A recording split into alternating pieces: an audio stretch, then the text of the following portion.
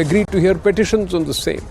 The state, meanwhile, continues to witness an uneasy calm. Things are yet not come back to normal. There were incidents of firing. Schools and colleges haven't opened all across. There is internet shutdown in many areas.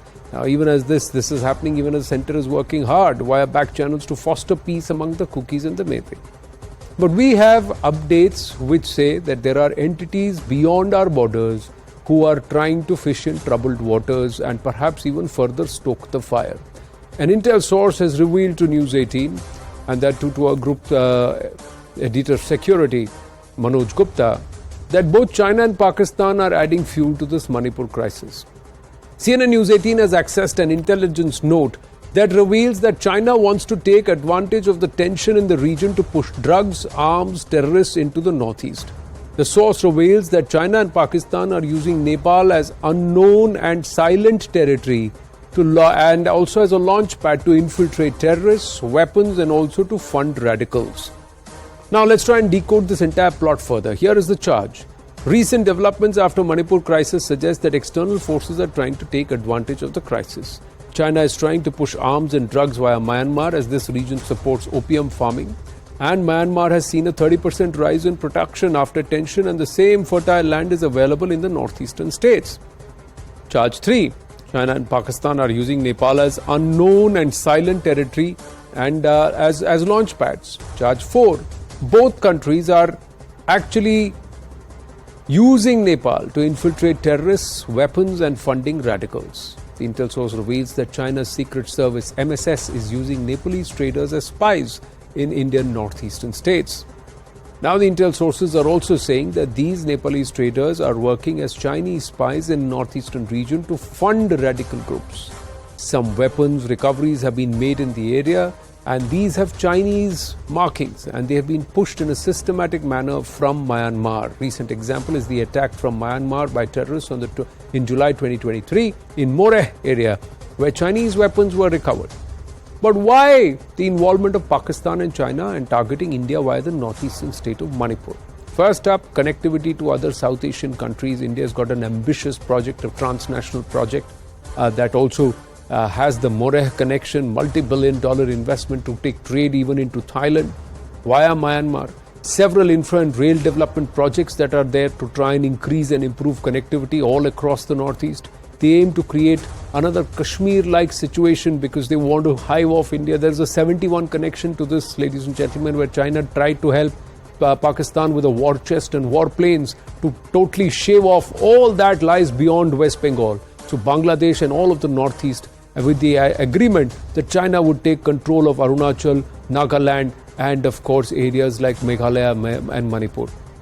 But this is not the first time China has been trying to invade or interfere. Insurgent outfits in the northeast, including Manipur, have links with armed groups. Chinese weapons enter northeast region via Myanmar's armed groups. Myanmar coup, China tried to push drugs and arms and terrorists. China has also provided safe haven to insurgent leaders, including the Alpha commander Paresh Barua and National Socialist Council of Nagaland, IM's Funting Shimrang.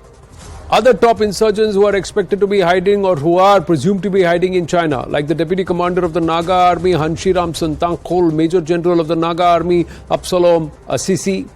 Then China may have re-established its links with PLA Manipur and like-minded groups in the backdrop of the situation along the line of actual control. In 2020, China even warned India against a trade pact with Taiwan, saying Beijing would retaliate by supporting Northeast separatists and stop recognizing Sikkim as a part of India. So, Dr. Shrikant Kondapalli, Professor in Chinese Studies, JNU and China expert, should be joining us. But with me in the studio is Lieutenant General Sanjay Kulkarni, retired former Chief of Staff 14 Corps. General Sanjay Kulkarni, are there multiple layers? There is an ethnic strife, and is it much more than just a law and order situation? Thank you, Anand. Much more than what we see on the face of it. Ethnic, yes. There's no denying the fact that both the Kukis and the Meiteis have an ethnic problem. And that would get resolved, I hope. And that is why when you say uneasy calm, this calm is because there's a whole lot of backstage diplomacy going on, talks going on to ensure that the two sides come and talk. Well, we have a 400-kilometer border with Myanmar. We've had the Chinese involvement in the northeast in the 60s and the 70s, the insurgencies that are there. We've had Pakistan meddling in Bangladesh and sending in. You have this Kuki community demanding Kuki land, which has an area of approximately about 50,000 square kilometers plus. Ji. And you have people in Mizoram with the same language, same ethnic lot in the Chin, in Myanmar, and also in Bangladesh. So there's a lot of it, a lot of weapons available in the grey market, which can be pumped in, and therefore you find that despite 5,000 weapons having been stolen, gifted, taken away, whichever way you want to call it, about another 5 lakh rounds of ammunition, you don't find that kind of firing going on. That means both sides seem to have adequate weapons to deter one another, and therefore the firing is not much. Besides all this, the boundary with Myanmar is not fenced as yet, just about 10 odd kilometers fenced. You have another 16 kilometers that those suspended, people can go across. So there's a lot that Chinese can fish, what you said, Anand, in troubled waters. Drug, the entire Golden Triangle, where the drugs are being pushed in, you find even in Manipur, the acreage of land which was earlier under poppy cultivation just about a few years back, about 1,800 acres, has gone up above 6,000 acres. The amount of money which is now exchanged in the drug itself amounts to about 50,000 crores a year. The budget of Manipur is just 35,000 crores. So you see there's a huge amount of money which is being exchanged in drugs. And therefore there are a lot of other people who are interested, nations interested, that Northeast, which supposedly a gateway for India to act east, be blocked. And therefore India is perpetually kept boxed in South Asia. South Asia. So is this limited only to China and Pakistan, or are there other entities, other nations also involved? Because if you're saying 50,000 crores worth of poppy, then who's buying this poppy? See, it has to go somewhere, right? Absolutely. This is the Golden Triangle. Now you find the Golden Crescent, Afghanistan, Pakistan, Iran, that complete area. If there is where the poppy cultivation is on, there may be some amount of restrictions now being imposed because America has been there for very long, and therefore but over here you suddenly find that is why if you go in for governance, when you say the Manipur government should govern, they are going in for governance, ensuring that poppy cultivation is restricted, illegal immigration is restricted, or illegal immigrants are at least issued kind of passes to know that these people have to go back, refugees. You can't keep them there calling them Raitan, means brothers, and encourage them to be in large numbers. So there are a lot of complex situation which is there in Manipur. So it requires time. Otherwise, to say that people aren't working and that the state is on fire and everybody's sleeping, it isn't like that. There are a whole lot of complex situation which involve drugs, illegal immigration, the kind of distrust between the two communities. There's so much that happens. See, also there has been, like you talked about this entire ethnic background. Shrikant Kondapalli ji is also with us. Good evening, sir. I was talking to Lieutenant General Shaukin Chauhan the other day, and he said that one aspect is that there is a certain amount of the Mizo Chinzo. They see themselves as brothers. They all originate from one sect of origin, and their roots are from Myanmar. So is there a Kuki, Zomi, Mizo Chin coming together, and this Zomi identity being created? The last 2 years of civil war, this creation of the Chin state, if the military junta in Myanmar was backed by the Chinese, these rebels or these warriors in the Chin state have to be backed by an equally powerful entity. Is there another multination dynamic here? Shrikantji. Indeed, I think when you look at the ethnic migration pattern several decades ago, Kukis are part of the Myanmar and the extended ranges, and they have been migrating to different places, and of course now in Manipur. But I wanted to bring in the larger element of China in this. There has been a lot of reports about the Chinese influence in the Northeast, and we got to know about this in terms of the arms sales, smuggling, drugs trafficking, as the previous speaker has been mentioned about the amount of drugs that have been there. And the fact that the Manipur chief minister had put restrictions on the poppy cultivation has fed into this discontent in terms of the violence that we witnessed. But the overall aspect is the role of China here.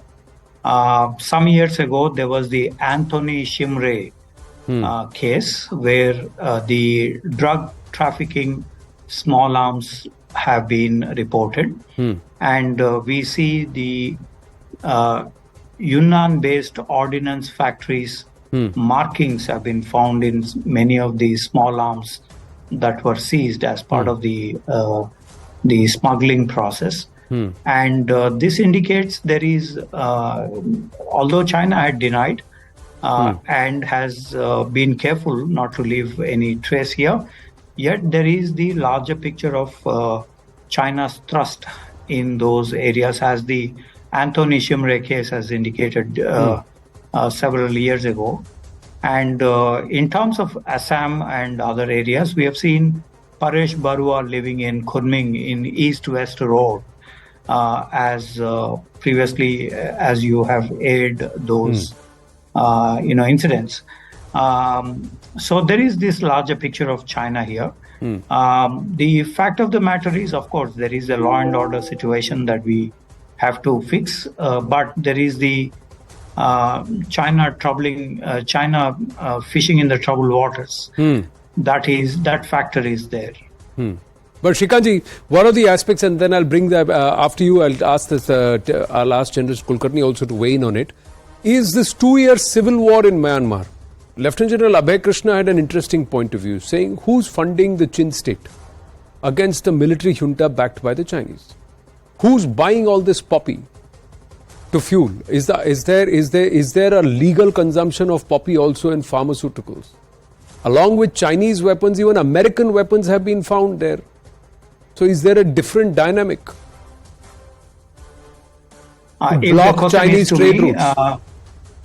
China gets about 94% of its drugs from Myanmar borders. In the Sichuan-Panna and other counties, the Chinese get a lot of these drugs from only 4 to 5% from Afghanistan area, but about 94% coming from Myanmar.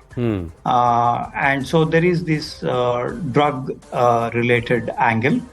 And a few years ago, China had the problem of Kokang uprising. Kokang people are Chinese people who settled down in Kachin state, Shan state. And due to the rivalry in these areas, they were driven away by the Kachin and Shan armies. So about 55,000 Kokang have left for Yunnan province. Okay. So there is an ethnic angle, there is a drug angle for this. And then you have also seen the Rohingya crisis intensifying. And in the last 2 years, Myanmar government, the junta has been very stiff in terms of resolving this issue. And so there is this angle of Myanmar as well in terms of the ethnic factor and the terrorism factor. No, but this, quickly, General Kulkarni, possible that there is another element there which is fueling so that this trade route is blocked because for China, this entire route and stability in this route is critical because their trade route, their Obor-Belton road also flows into Myanmar and not so far away from where this entire fight is happening. The Chinese, if I remember the map correctly. The Chinese are looking for an entry into the Indian Ocean. So they have the Coco Islands. They're looking at the Myanmaris, and this entire Chin region from Yunnan is kept under their control. That's the first thing. And even if you see now, 25,000 square kilometers is Manipur, of which about 15,000 square kilometers is forested area. And the reserve forest and the drones and the satellite imageries do tell you where the clearance has taken place and where the poppy is being grown. The fertilizer, which are being subsidized to the farmers over there, that also is being used for conversion into synthetic tablets, which are high, and they give you that high, which is coming all the way from there. And the route is to Kohima, and then they move all over the world, right? Once they've entered Kohima, then the route is all free, absolutely, coming from Moreh. So this particular route, there is no denying the fact that the drug lords are working at such scale. And as I told you, the economy, 50,000 crores is the economy of the drug lords. 35,000 crores is the economy of the Manipur government, of which 80% almost is funded by the central government. So it is extremely difficult, and that is why you find this kind of a resistance coming to what is happening at this point of time. Like you rightly said, weapons, marked American weapons are there. So there are a whole lot of other agencies which are working to destabilize and to ensure that the cookies are front.